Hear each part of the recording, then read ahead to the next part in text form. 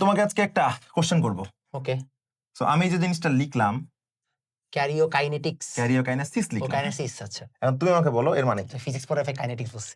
Exactly physics আছে বলেই আমি এই কোশ্চেনটা দিলাম। আচ্ছা আচ্ছা। আচ্ছা বলো ক্যারিওকাইনেসিস মানে? ক্যারিওকাইনেসিস মানে হচ্ছে যে কোষের কোষের কোষের হচ্ছে যে বিশ্লেষণ মনে হয়। আচ্ছা মানে এই জিনিসটা প্রথমত কেউ একজন মুখস্থ ধরো করলো যে এটার মানে এইটা, হ্যাঁ আর আমি যখন ওকে বোঝাইতে যাইবো তখন কিন্তু ওর আরো 2 মিনিট বেশি লাগবে।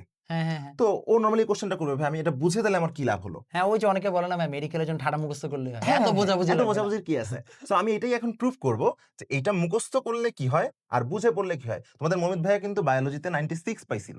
ভাই বারবার একই কথা বারবার কেন আমাকে বলতেছি, পচাচ্ছেন কেন ভাই? বলতেছি? তারপরেও কিন্তু মমিত ভাইটা ভুলে গেছে, রাইট? হ্যাঁ। সো কারণ মমিত ভাইটা কি করেছিল? মুখস্থ করেছিল। বাট বুঝলে যে মমিত ভাই কত কিছু পারবে আর কোটি কোটি জিনিস পারবে সেটা আমরা এখন দেখব। ওকে ডান। আচ্ছা, এর লাস্টে কি আছে? সিস। এই সিস বা ওসিস মানে হচ্ছে প্রসেস। ওকে ওকে, মূলত এটা ওসিস হয়, তো আমরা সিসও বলতে পারি। এর মানে হচ্ছে প্রসেস বা প্রক্রিয়া।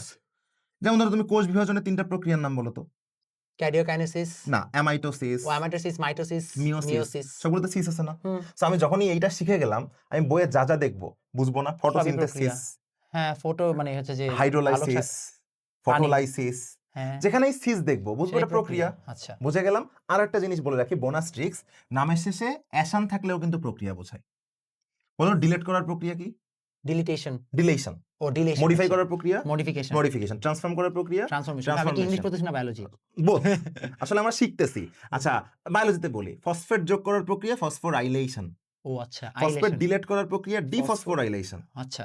ফটো বা আলোর দ্বারা ফসফেট যোগ করলে ফটোফসফোরাইলেশন। লাস্টে শন আছে না? হ্যাঁ। আচ্ছা, এখন ওটা আমরা না যাই, তাহলে সিস বা শন মানে প্রক্রিয়া শিখলাম। এবারে কাইনেটা তো ফিজিক্স দিয়ে তোমাকে বলতে হবে। তুমি বলতে পারবে আমরা ফিজিক্স পড়তেছি না বায়োলজি পড়তেছি।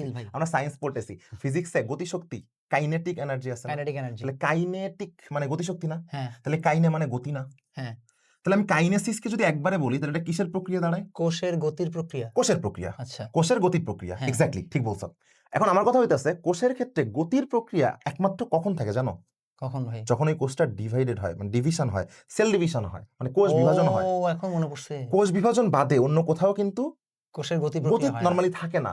সো আমরা এই ক্ষেত্রে কি বলবো যে গতির প্রক্রিয়া মানে আমরা কোষের ক্ষেত্রে কিসের প্রক্রিয়া বলবো? বিভাজন প্রক্রিয়া। বিভাজনের প্রক্রিয়া বা বিভাজন প্রক্রিয়া।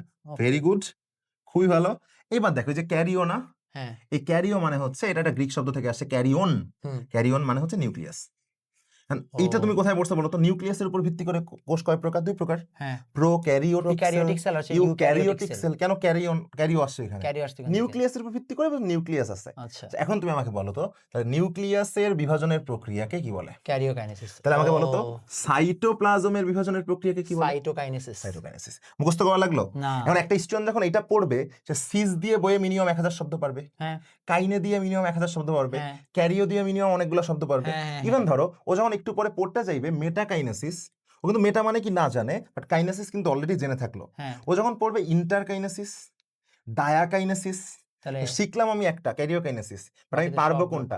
ইন্টারকাইনেসিস, ডায়াকাইনেসিস, মেটাকাইনেসিস, সাইটোকাইনেসিস, এরকম আরো অনেক আছে যা আমি টিচার হিসেবেও এখন আমার মনে নাই। ভাই এগুলো তো আমি পড়ি নাই। তাহলে এক্স্যাক্টলি তুমি শুধু পড়ো নাই তা না, কোনো টিচারই পড়ায় না, বাট আমার কাছে মনে হয় এই কারণে বায়োলজিকে এদের সবার কঠিন। ওদেরকে পড়াবেন না?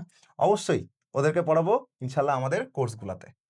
এই যে সবাই সব জায়গায় টাকা চায় ভাই। টাকা দিয়ে দিলাম, সমস্যা নাই, তুমি এমনিই শিখতে পারবে। আচ্ছা, এইচএসসি 28 এ রিয়াজ ভাই আসতেছে, don't worry. SSC 27 A master ক্লাসও আসতেছে। ভিডিওগুলো যদি আপনারা দেখে থাকেন, আমি লাস্ট মোমেন্টে প্রমোশন করতেছি, বিকজ যদি আপনি আসলে এই ভিডিওটা এই পর্যন্ত দেখে থাকেন তাহলে আপনি শিখতে চান। আর যদি কেউ জাস্ট ভিউর জন্য করে, দ্যাটস আ ডিফারেন্ট থিং। এই ভিডিওতে আপনারা যারা এই পর্যন্ত দেখছেন তারা যেটা মাথায় রাখেন যে এই লোকটা সামনে 28 ব্যাচে হচ্ছে যে, মানে আপনারা যখন এইচএসসি দিতে উঠবেন, মানে এসএসসি শেষ করে এইচএসসি তে যাবেন, তখন এই লোকটা আপনাদের কোর্স নেবে। শুধু সেটাই না, তিনি কিন্তু অলরেডি 26 এবং 27 এর এইচএসসি তাদের জন্য কোর্স অলরেডি লঞ্চ করে ফেলছেন, ক্লাস হচ্ছে।